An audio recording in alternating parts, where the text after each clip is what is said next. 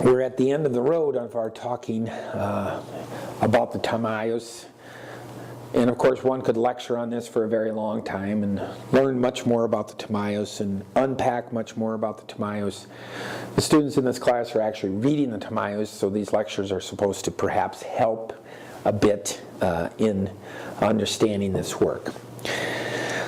Okay, in the Timaeus, living creatures, there are 4 kinds: heavenly gods, winged creatures, water creatures, and land creatures. Now that seems to sum it up, right? Gods are created and are destroyed, right? They're lower than the demiurge. The demiurge instructs gods to make human beings, and humans are made over from the leftover parts of that which comprises the world's soul. Okay, so all the cosmos has a soul. Now each of us are a soul, right? And each of us is coordinated with a star. And at death, our souls return to the star, or if we're unjust, we are reincarnated. Plato, of course, believed in reincarnation. And this was taught by the Pythagoreans. And Plato, of course, has this notion of mimesis, or not mimesis,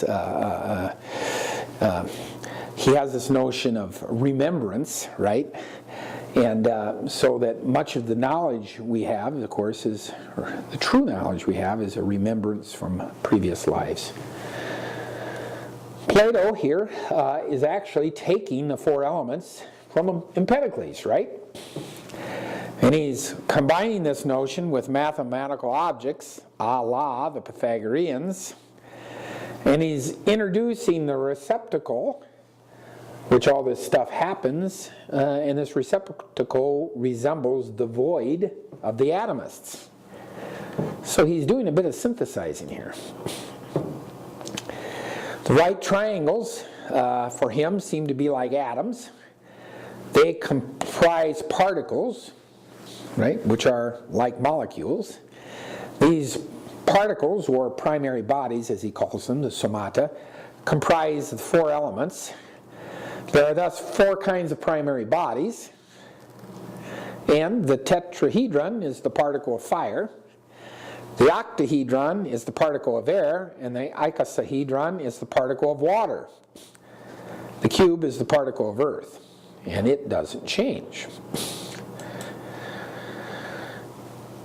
Well, what he does with all of this is just very interesting if you read it, because now he's got these little particles that can now be put together in various ways. Triangles can be put together in various ways to make up all kinds of things, right? Pythagoras thought that everything was made of number. Plato here says that everything is made of geometrical shapes. Like Democritus, Plato here is an atomist. But for Plato, the atoms are not little bodies of different shapes and sizes, but for Plato everything is made up of 2 fundamental atoms, the isosceles and the scalene triangle. And like Empedocles, there are 4 elements, but Plato has a theory by which they combine through the combination of the primary bodies associated with both to produce the multivariegated world in which we experience. It's really brilliant. I should tell you that the Timaeus was in fashion for a very long time, of course, but as we got tired of thinking of the world having some association with the transcendent God, the Timaeus kind of went out of fashion. And it was out of fashion for a long time, but sometime back in the last century, towards the end, people looked at the Timaeus again and were excited again by all of the exciting stuff that Plato was postulating here. And some of this stuff with geometrical shapes, again, as comprising the stuff of the universe, seems to be not unlike what's going on in scientific theory. And in fact, I was just told by somebody sitting in the room here, thank you, David, that there is a theory right now, a steady state theory, that would agree with Plato, a duodecahedron, as the fundamental shape of the universe. So that's very, very interesting to me.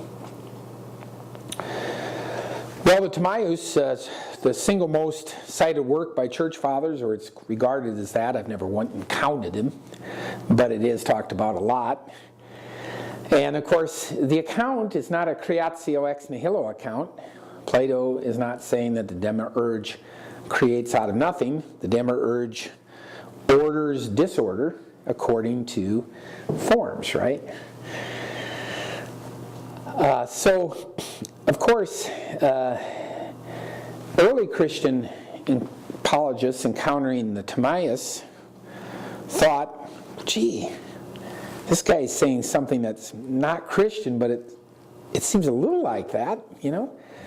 So maybe Plato read Moses, right? And if you've read the Apologists, late 2nd century, Justin Martyr and others, they certainly will make this claim that the great philosophers of Greece must have been acquainted with Moses because they know so much.